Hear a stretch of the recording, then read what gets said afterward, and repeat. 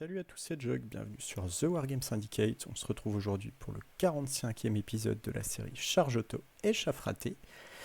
Donc ça fera une petite ronde 6 contre la Pologne pour ce rapport de bataille. Donc là au niveau du classement général, on est pas mal, on est en fait pied de podium. En gros, il faut une victoire pour essayer d'aller chercher une troisième place. Mieux, c'est compliqué, il faudrait vraiment qu'on surlave la Pologne. Bon. Mais en tout cas, il y a une troisième place à jouer. Il y a l'Espagne aussi qui est autour de la deuxième place, mais qui peut regagner. Donc en fait, la Pologne, l'Espagne vont jouer à fond. Et derrière aussi, il y a du monde qui a des chances de remonter. Donc bon, nous, tout ce qu'on a à faire, c'est essayer de gagner cette ronde. Et puis on comptera les points à la fin, en gros. Donc, Breakthrough, Spearhead. Le Perrine sort de manière OK, 82. On a notre DE qui va jouer contre l'Elfe Sylvain, estimé à 7, mais on a quand même un plan pas mal sur Breakthrough, où il a quand même l'avantage avec toutes ses scorings. Notre Empire clique leur Kingdom, estimé positif. Notre Guerrier du Chaos, Benji, donc réussit à attraper le Roi Elf, match vert. Notre UD contre le BH, match négatif, compliqué. Notre ogre joue leur elfe noir estimé positif, notre nain le CV estimé match nul, notre orc donc bah oui, se rechoppe encore un empire, donc Dicebreaker estimé à vert, donc on retente notre chance, hein, on a quand même fait cette liste pour ça, donc on y retourne, et puis moi bah, je tombe contre l'ogre, match estimé à 10, parce que je me disais qu'avec le break, il y avait peut-être un truc à faire en passant sur un côté. Et parce que j'ai double Veil of Mist pour un peu minimiser ses tirs. Ok, alors au niveau de la liste, bon ça va très vite, hein, c'est le truc débile que tout le monde joue. Donc on a Master Pyro, le Scrap Lord, qui est en Shieldbreaker, en plus c'est très drôle ça. Tous les lanciers Scrapling, le chausson de Tribes, 2x2 Ferox, 4x3 bombardiers. Alors ce qui est intéressant à noter, c'est qu'il n'y en a que 2 avec bannière. Et du coup sur break c'est pas mal parce que du coup il va pouvoir mettre en face de moi ceux qui n'ont pas de bannière. Donc pour ne pas perdre le primaire c'est bien. 2 canons et une Scrata. Au niveau de la partie, alors je crois que je vais gagner le défenseur encore. Je vais choisir la Vanguard au centre. Lui va choisir là-bas. On distingue avec les infrans qu'il va y avoir en fait un flanc fort pour moi ici, un flanc fort pour lui là. En tout cas, facilement, on va dire. Avec les infrans. Au niveau du secondaire, je vais... Alors là, je vais avoir le choix. En fait, ça va jouer entre tuer 3 scoring et assassiner les persos. En fait, j'hésite, je me dis, bon, bah, tuer 3 scorings, je vais peut-être réussir à en prendre 3 si la partie s'engage un petit peu. Tuer des persos, j'y arriverai jamais. Et à l'inverse, lui, ben, assassiner, il va prendre le fold, donc faut pas que je le perde, ça peut être un peu pénible. Et tuer 3 scorings, il peut y arriver aussi. Donc j'hésite un peu et je me dis, bon, on va quand même essayer de tuer 3 scorings, je peux peut-être y arriver. Et on va espérer qu'il réussisse pas à tomber le folk. Donc voilà pour mon choix de secondaire. La quête va prendre bien entendu les Tuskers. Au niveau de la magie, lui, il va prendre toute la pyro sauf le 2d3, enfin la Fireball du coup. Il a son héréditaire en plus avec un Heirloom. De mon côté, moi, bah, du coup, je vais avoir double Veil of Mist, je vais avoir le soin, le Stone Skin, la relance touchée et l'héréditaire juste en Boon Spell. Pour avoir double Veil of Mist, bah, je peux pas avoir double héréditaire. Donc en gros le plan c'est de mettre Veil of Mist sur toute son armée à chaque tour et puis espérer qu'il me fasse pas trop mal. J'aimais bien ce côté aussi, j'ai une colline pour me planquer et j'ai un mur derrière lequel je peux aller me cacher aussi, donc j'ai une très bonne map je trouve pour faire le plan que je veux, et en plus là j'ai un couloir de push pour essayer de traverser avec des scorings. Alors on va alterner beaucoup de pauses. En gros, lui va commencer un peu par du light troop au centre. Quand je vais commencer à mettre des royaumes là, il va mettre les bombardiers pas scoring en face. Donc il met ses bombardiers pas scoring pour un peu m'embêter sans que ça lui coûte le scénario. Il commence à mettre des scraplings un peu en face de moi. Il veut me rendre le break pas facile. Il veut mettre ses scraps par là. Moi je mets les edges ici aussi. Puis en fait j'ai mis ça. Puis il a plus de pause que moi. Et à un moment, je crois que une fois que j'ai mis la quête et les pénitents, il me reste le folk et les naïades. Une fois que j'ai mis la quête et les pénitents, il va décider de tout poser pour me faire commencer. Alors il met ces Tuskers là après je crois. Alors je m'attendais pas trop à des Tuskers ici, je me disais il va un peu se gêner, je vais pouvoir le pousser, c'est peut-être risqué, je m'attendais pas à ce qu'il les mette là. Parce qu'à la base, mon plan c'était de me dire bon peut-être je mets Pénitent là et je vais tout droit, mais je me suis vu qu'il va pas y avoir de Tusker, je ne fais pas ça. Peut-être que c'était une erreur, on en reparlera, que les pénitents vont quand même avoir un rôle dans cette zone, donc ça on en discutera après la partie de cette autre option de jeu. Par contre, il y a un truc qui fait pas très bien, c'est que le folk en fait il peut rentrer direct là. Donc ça c'est vrai que c'est un peu dommage de m'avoir laissé ça. Parce que moi j'avais fait exprès de laisser un petit trou ici. Donc je mets folk ici, Nayad là, puis je me dis bon bah tu veux me laisser le terrain, bah on va te faire regretter. Donc on va aller tout droit là, on va chaffer. Je vais faire Vanguard défenseur. Donc je fais Vanguard défenseur là, Vanguard là, je vais passer là derrière. Et puis je vais essayer d'aller te bourriner de ce côté-là pour essayer de passer ici des scoring et puis ici te maintenir dans cette zone-là. Et là, j'ai fait mes vanguards au milieu, lui, il les a fait là-bas. Je pense que c'est assez clair quand même pour les unités, mais je vais quand même présenter donc des bombardiers scoring, canon, scrapling, tusker, bombardier scoring, chaussons avec le mage, scratapulte, canon, scrapling avec scraplord, 2 fois 3 bombardiers, pas scoring, et les ferox, et moi j'ai Nayad de cac, Rilm avec l'Arlic, le chausson avec la damsel, folk, quête, pénitent, Nayad mage, les Ordos et les Edge Knight tout là-bas. Donc voilà. Donc en gros, T1, bah, je fonce tout droit ici. Donc je mets les Nayades. Ce qui est pas mal, c'est que les Tuskers, là en fait, ils sont complètement bloqués, ils peuvent pas charger. Là, je vais pouvoir les charger derrière. En fait, mon idée, c'est, alors là, on sait pas trop encore ce qui va se passer, mais c'est que là, il peut pas trop irer là-dedans. Si jamais il envoie les deux, peut-être qu'il irait là, mais du coup, je peux en renvoyer une. Ça peut aller loquer. Et la quête peut toujours aller faire un gros virage par là pour aller défoncer ce qui est de ce côté-là. Donc j'aime assez bien, et puis j'avance, je me mets en mur pour pas me prendre de tir, ça avance un peu, et ça se replace ici. Les edge, bon, je peux un peu tenter des trucs sur les bombardiers, mais je me dis en vrai, il va se mettre à 18, il va tirer, quand je vais charger, il va fuir. Puis après, je vais finir par les perdre, donc ramenons-les plutôt par là, en fait, pour créer une deuxième unité qui va empêcher en fait à son armée de rabattre trop vite sur moi. Ça me semble plus important que tenter des trucs un peu foireux sur 3 bombardiers. En magie, je vais lancer Veil of Mist, il va dissiper. Et le deuxième Veil of Mist, il faut que je fasse 11 à 4D, je vais le rater malheureusement. Donc ça arrive à son tour. Donc son tour, il va... Donc de ce côté-là, il avance tout droit, il commence un peu à contourner. Alors c'était pas gratuit de repiquer, il y avait quand même les pénitents qui couvraient un peu. Là, il me fait un espèce d'arc de cercle. Si je viens, boum, je me prends autre chose. En contre-charge le flanc. Le chaman court par ici. En fait, il a chargé avec ses bombardiers. Il va vouloir les booster. Donc là, on engage direct, ça va être intéressant. Le Scraplord est ici pour ramasser. Les Tuskers se sont un peu replacés.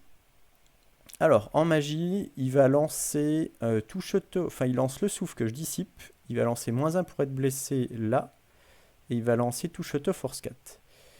Ce qui fait qu'au cac, bon, on va voir le cac après, alors tir, il doit me gratter un petit peu, je crois que la Scrata hit et puis me tue 3 quêteux. Les crash plombs me grattent un petit peu mes mecs ici, mais je panique pas. Et son canon qui s'est tourné pour me tirer dessus, il a un tir à 6, et bah ça touche, ça blesse, je rate l'armure à 5, je rate l'invue à 5, 3 PF, couché, merci, au revoir, le secondaire et l'espoir de push, terminé.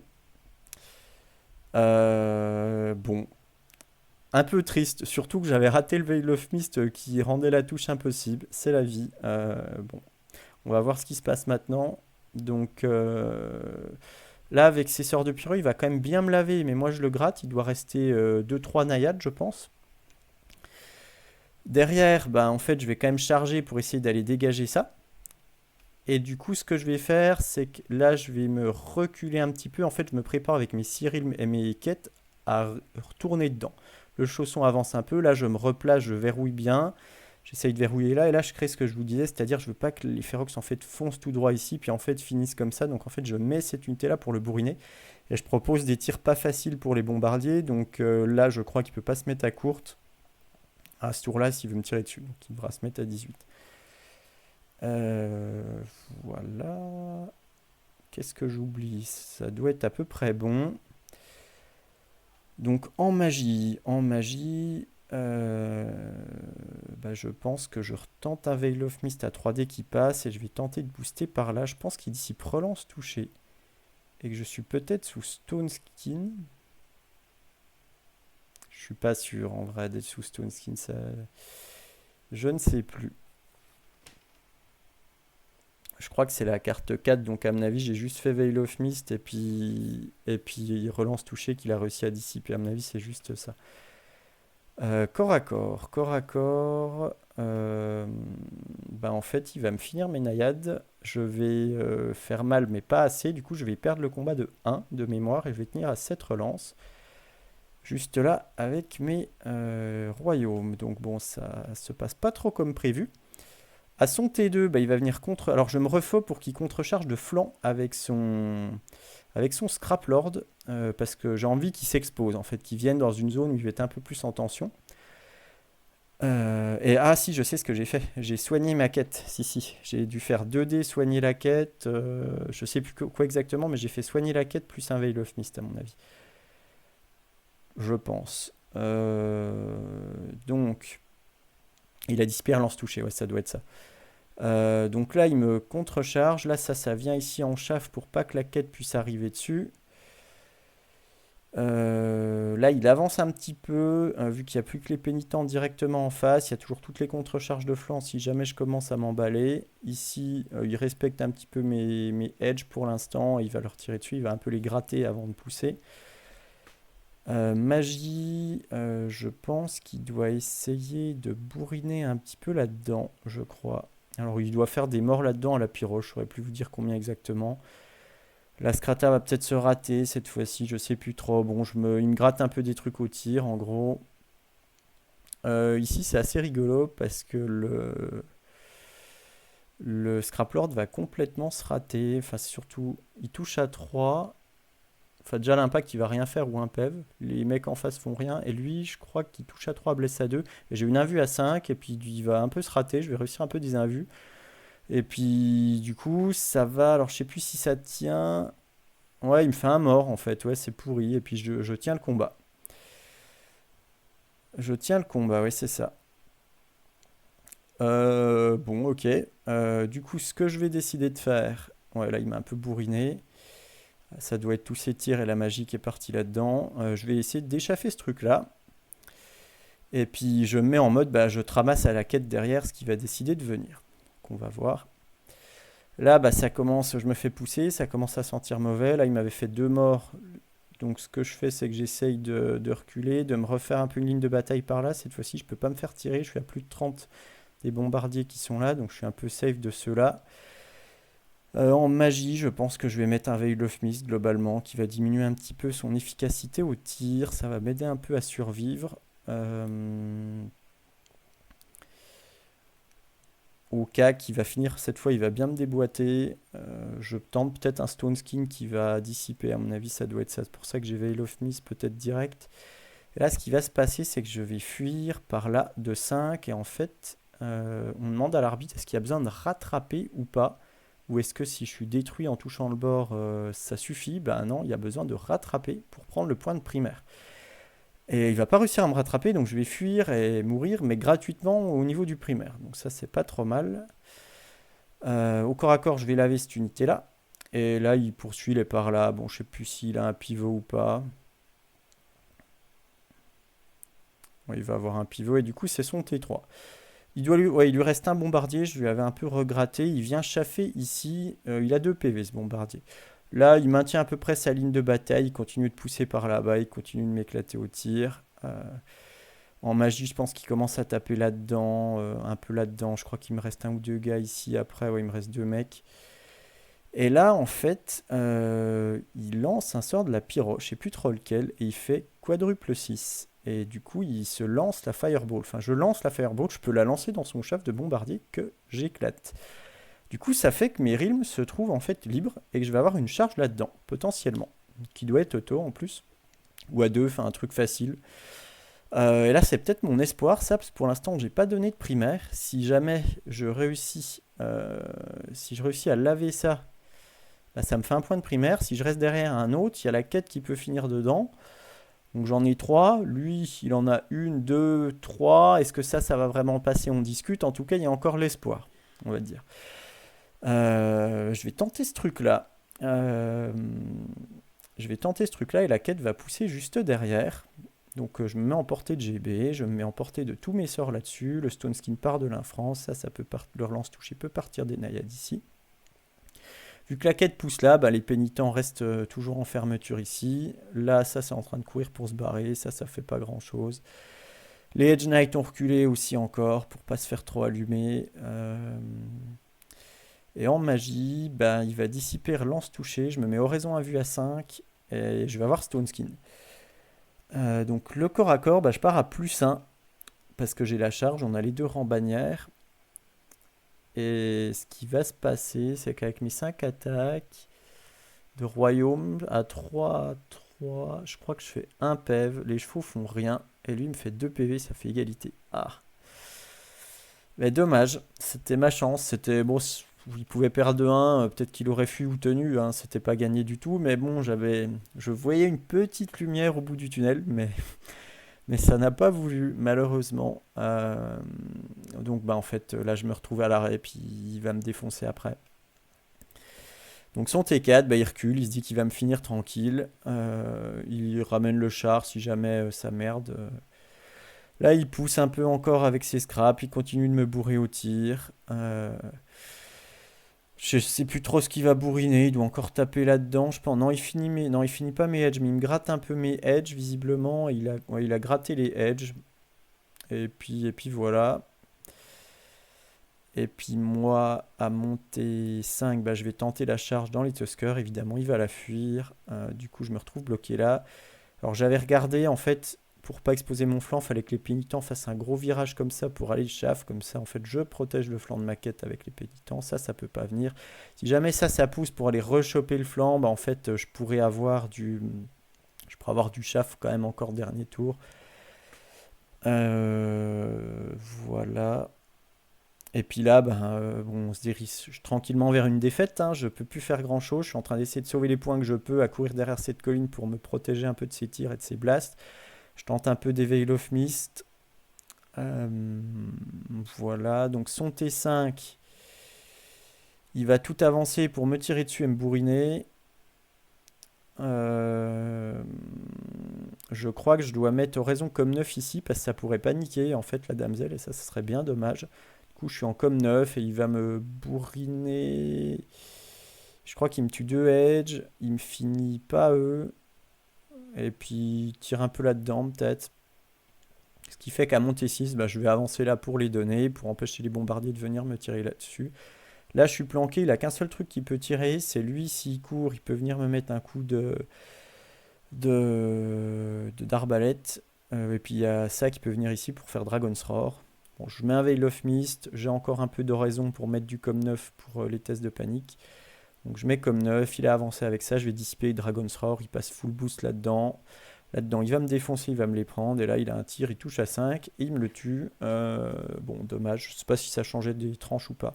Et du coup, il y a ça qui survit. Bon, là, je me retrouve avec des briquets de broc à la fin et j'ai pas pris grand-chose. Il fait primaire, il fait secondaire et ça finit sur un 17-3 pour lui. Donc, lourde défaite. Que dire de cette partie?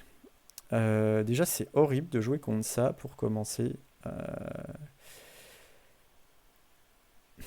J'ai l'impression que dans la situation dans laquelle je suis, cette option est quand même intéressante parce qu'en fait, c'est un peu mon petit espoir de gagner, on va dire.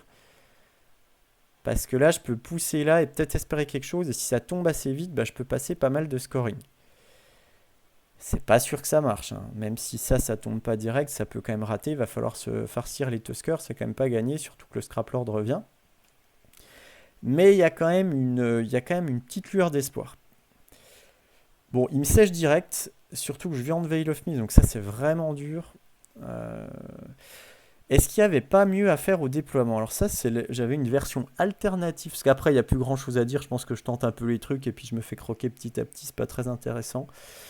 L'autre version que j'avais, parce qu'à la base, j'avais un peu en tête contre l'ogre, et je sais plus si j'en avais déjà parlé dans un autre rapport de bataille, c'est qu'en fait les pénitents, je vais remettre le déploiement, les pénitents, peut-être qu'ils doivent être là et foncer tout droit. Mais genre tout droit, je te respecte pas, il n'y a rien qui m'arrête. Surtout que là, en fait, il n'y avait rien en face. Alors, est-ce qu'il met, sachant ça, parce qu'il avait quand même les infos avant moi, un pack de scrapping en face? C'est possible, hein, c'est tout à fait possible qu'il en mette un en face. Mais là, je suis un peu en autoroute, j'avance tranquille quand même. Et les Tuskers, en fait, vont rien me faire. C'est peut-être pas mal pour pour augmenter mes chances de breaker. Par contre, la question que je me pose si je fais ça, c'est est-ce que vraiment la quête en fait suffit à maintenir en respect tous ces scraplings? Je sais pas trop. J'aurais tendance à dire que tant qu'il n'y a pas le scraplord, ça va à peu près parce qu'il va pas me passer en une fois et je vais avoir des contre-charges de flanc après avec mes briques condérants. Mais on part dans un plan de jeu qui lui permet un peu plus de pousser là, qui me permet un peu plus de pousser là. Je sais pas si le résultat est meilleur à la fin. Je sais pas trop. En tout cas, je pense que c'est une version alternative de plan, on va dire. Le reste, je pense que je dois faire à peu près les choses comme ça. Bon, voilà pour cette game. C'est vrai que c'est un peu frustrant de jouer contre cette armée, honnêtement. Parce qu'on voit qu'on peut pas faire grand-chose, hein. C'est un peu triste. Donc, je finis sur un 3 au niveau de la ronde.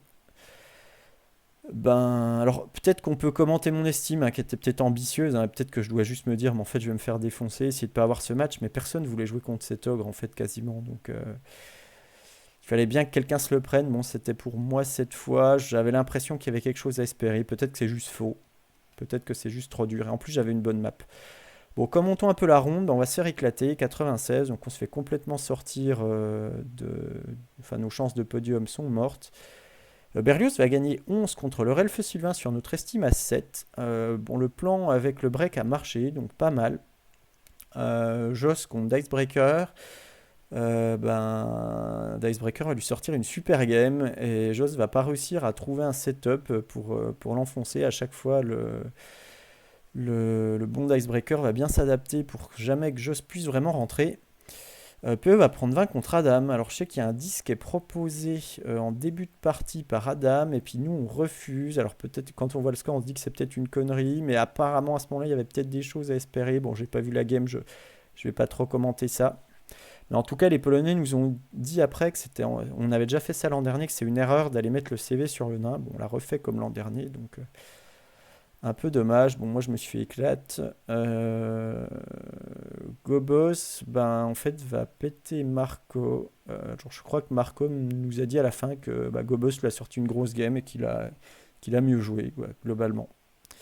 Pour le Elfe Noir, c'était un 10 ce match. Donc bon. Coco va pas réussir à enfoncer Chino. Je pense qu'on s'est un peu raté là-dessus. Ça, c'était leur premier jeté. C'était un peu dommage, sûrement. On en a parlé après de le cliquer avec Coco, qui avait d'autres bons matchs et puis qui avait d'autres choses à faire dans le pairing. Donc bon, qui pouvait nous apporter en fin de pairing. Là, Tom alors gagne, mais a failli se faire éclater de ce qu'il a dit. Je crois que Crusader rate une fureur primitive ou fureur je sais pas quoi là, pour la relance touchée à 8 relances, et si jamais l'homme bête réussit ça, en fait Tom se fait éclater, donc on a eu chaud sur cette game. Et puis Benji va gagner contre le Welf, mais pas d'autant qu'on pensait. Je crois qu'encore à chaque fois, hein, quand son Lord sort, il se prend un tir, il crève, alors qu'il le sort, il peut peut-être espérer gagner plus de points, et en fait il en gagne, il en perd plus. Bon. Ce qui fait qu'on se fait défoncer. Bon, un peu dur de finir là-dessus. Je pense qu'ils ont été meilleurs que nous, hein, il n'y a pas à dire. Qu'est-ce que ça donne au niveau des résultats de l'ETC? Eh ben, la Pologne va faire le doublé donc, de suite en gagnant encore cette ETC. Ils ont battu tout le monde sauf l'Espagne. Petite défaite d'1 ou 2 points contre l'Espagne. L'Espagne a battu tout le monde, mais d'un peu moins que la Pologne, ce qui fait que l'Espagne fera deuxième. Les Suisses réussissent à bien accrocher, je crois, la Belgique en dernière ronde et du coup vont chercher une troisième place. Puis derrière, on a l'Allemagne, l'Islande, l'Italie et nous, on se retrouve septième. Bon. Donc là, je vous ai remis l'image pour le SC, c'était la même. Là, cette fois-ci, il n'y a pas de trophée, malheureusement. Bon. Un peu déçu, mais bon, on a fait ce qu'on pouvait. Petite photo de notre petite équipe de France, là. Et puis une petite photo ici donc de la soirée après avec les Polonais, les Allemands. Donc il faut pas oublier que c'est aussi ça le TC, c'est le jeu, mais c'est aussi tous les à côté, c'est-à-dire retrouver des gens qu'on voit une fois par an, qu'on aime bien, et passer un bon moment avec eux. Donc cette photo illustre bien ça.